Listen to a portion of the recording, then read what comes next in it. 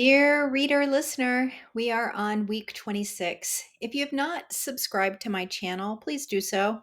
Also, if you're beginning this audio version of Taught on week 26, I would advise going back to listen to weeks 1 through 25 and the foreword and prologue. All of these are in order in the playlist and can be accessed on the YouTube channel Taught at Taught 2022. This character's journal will make much more sense if you start at her beginning. Thank you for reading, listening. Taught, week 26. Monday, February 20th, 2017, 4 p.m. So, I guess I am now on the hook for putting all of my debate plans out for everyone to see and use. Derek and Brian are super jazzed about how debating can be used at all grade levels and in any content area. When they saw the materials I used, they both nearly giggled like children when they saw the list of standards that debating covered, especially if you make the students write an accompanying paper. However, I did not invent debate. It makes me laugh to think that I even need to say this. In fact, it has been around for several hundred years. Also, the stuff I'm using is actually from a $22 book that I ordered, and it's really good, but not mine. And these two morons are making it sound like I and we have discovered some hidden gold mine that only our district has access to. They particularly like the fact that I post the debate results in the hall. In fact, they had someone take pictures and video of the kids clamoring over each other one day to see the results. When I asked what the pictures were for, they said they wanted the board to see the student engagement that debates create. It's like they are completely unaware that we've been doing this for a few years. Okay, it's not like they are unaware. Once again, I ask myself what kind of smoke and mirrors organization I've gotten myself involved in. Tuesday, February 21st, 2017, 4 p.m. God. Now Pauline wants to know all about debating.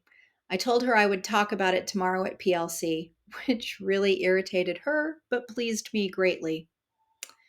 I found Lewis some tennis shoes last weekend. They were on sale. He and his caseworker stopped by after school today and he tried them on. Perfect fit. He seems to be doing really well.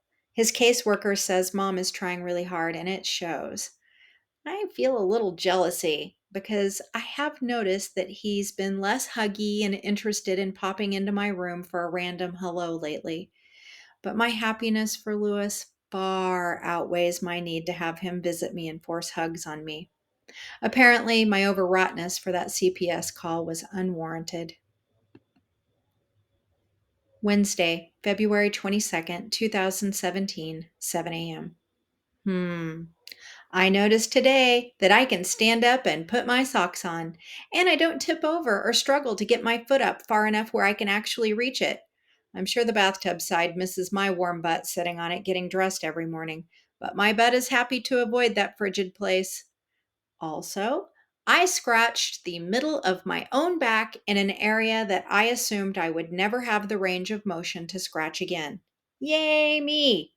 I have to admit, for the first couple of weeks, I feared there would be no benefits to doing yoga.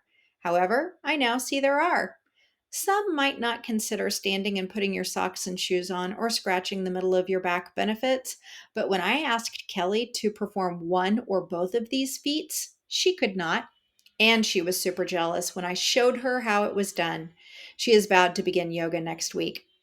Megan, who was in my room when all of this was happening, showed us that she can actually do the splits standing by holding one of her feet in her hands, pulling her foot and leg straight into the air, and balancing on the other straight leg.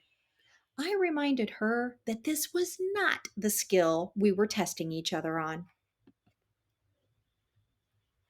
Still Wednesday, February 22nd, 2017, 4 p.m.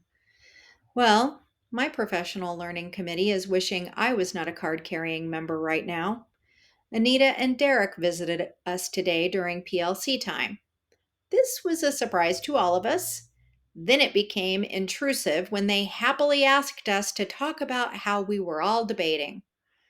Since I'm the only one debating and I know what this is all about, I really just wanted to slip out and let things play themselves out without me being there.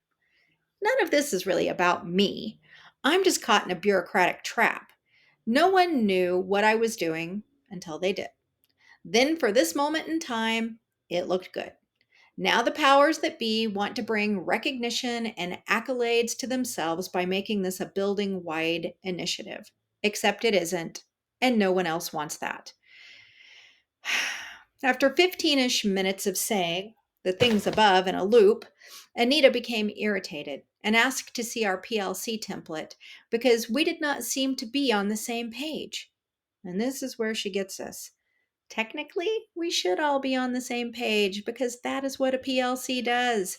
Plans together using data and similar strategies to reach a goal. So we have a choice here. We either act like we're all doing something similar and get them off our backs, or we admit that PLC time is a weekly bitch session interrupted only by the 10 minutes we have to use to fill in the template with made up information. So, of course, everyone starts acting like they're doing some sort of debate, discussion, Socratic seminar thing. And since we're all English teachers and have the gift of bullshitting, we pull this off. Of course, Pauline nearly blew it when she started asking when we had done or talked about Socratic seminar, but she backed off and ultimately redeemed herself by going along with it. My PLC members are super thrilled that I have brought this to their plates, and I promised I would find quick and easy resources for them to use. I long for the days when all of this is over. It seems that the debate stuff has made the board agenda for tomorrow. This reminded me that I never heard about my request for Amy or whether it made the board agenda. So I emailed the HR person and then walked over after school. I know how this works now. She was gone. Hopefully, I'll hear something tomorrow. Thursday, February 23rd, 2017, 4 p.m. I really want to call the HR person some unsavory names, but it might not be her fault. She said our little request couldn't be put on tonight's board agenda because the agenda was just too full. They don't meet again until March 23rd. That is super close to Amy's due date, and I mentioned this. She looked apologetically at me and stated that her hands were tied, and she really wished the best for me on this. The other significant event that happened today was Megan and JR broke up. Again. At this point, I don't care, except she's a little more reliable when their relationship is going well. Now I have her flirting with every boy in both hours that I have her. Her flirting does not align with my need to get copies or my school mail from my school mailbox.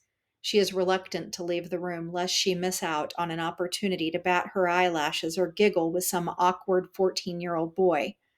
I thought I was going to have to physically force her out the door to go check my mailbox today. She better watch it. I will replace her before I start checking my own mailbox every day.